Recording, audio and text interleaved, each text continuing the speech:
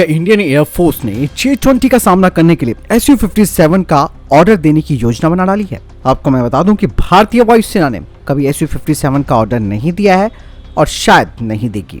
भारत की सबसे बड़ी टेंशन चाइना के J-20 से नहीं, बल्कि पाकिस्तान को चाइना के द्वारा J-35 देने के ऊपर है। और पिछले कुछ सालों में पाकिस्तान लगातार भारत को चाइना से ज्यादा परेशान करता आया है। यहाँ पर Su-57 को आप ऑलमोस्ट डेड एंड प्रोजेक्ट समझ सकते हैं। ये केवल परफॉर्मेंस में दिखावटी है और इसे बहुत ज्यादा बढ़ा चढ़ाकर दिखाया गया है। यहाँ पर दोस्तों 4 ऐसे पॉइंट्स हैं जो कि इस बात की ओर इशारा करते हैं और स्ट्रांगली इंडिकेट भी करते हैं कि Su-57 वास्तव में एक सच्चा 5वीं पीढ़ी का फाइटर जेट नहीं है। इससे पहले दोस्तों भारत ने जब FGFA परियोजना में रशिया के साथ भागीदारी की थी और भारत ने अपने सुखोई 30 MKI भारी फाइटर जेट के लिए काफी सारे रशियन हार्डवेयर भी खरीदे हैं। इसे देखते हुए भारत को ये लग रहा था कि हमारे लिए रशिया का 5th जनरेशन का फाइटर जेट इसे साथ में अगर हम बनाते हैं तो शायद एक और बड़ा फायदा मिलेगा। इस नई परियोजना में काफी सारा पैसा और टाइम भी लगा है भारत का। भारत ने जब इसके हार्डवेयर पर बहुत बारीकी से नजर डाली और फिर ये कहते हुए भारत बाहर निकल गया कि ये उनकी आवश्यकताओं को पूरा नहीं कर सकता। हालांकि सवाल इसलिए भी आ रहा है क्योंकि भारत के पास इस वक्त 5th जनरेशन के फाइटर जेट को खरीदने के अलावा कोई अभी ऑप्शन नहीं है। यहाँ पर दोस्तों भारत ने इस प्रोजेक्ट को लेकर जो कुछ भी देखा उसमें काफी गंभीर समस्याएं थी। इसीलिए भारत ने सोचा कि ऐसा कुछ नहीं था जिस पर कि हम इसके लिए रशिया के साथ काम कर सकें।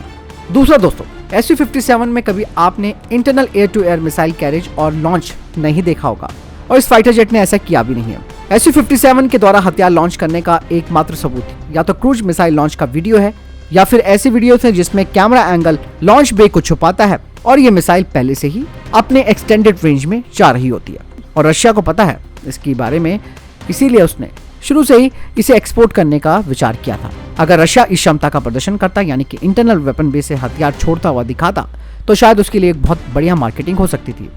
वहीं दूसरी तरफ दोस्तों आप अमेरिकी F-22 और F-35 और यहाँ तक कि चाइना के J-20 को भी अगर आप देखेंगे तो उन्होंने सार्वजनिक तौर पर इंटरनल वेपन बेस से हथियार छोड़ते हुए दिखाया है, जिनमें से J-20 और F-22 तो बिक्री के लिए हैं भी नहीं उपलब्ध। हाल ही में जब जोहाई एयर शो में रशिया के Su-57 के प्रोडक्शन मॉडल को देखा गया तो इससे पता चलता है कि वो अभी भी केवल प्रदर्शन के लिए प्रोटोटाइप को फ्लाई कर रहे हैं।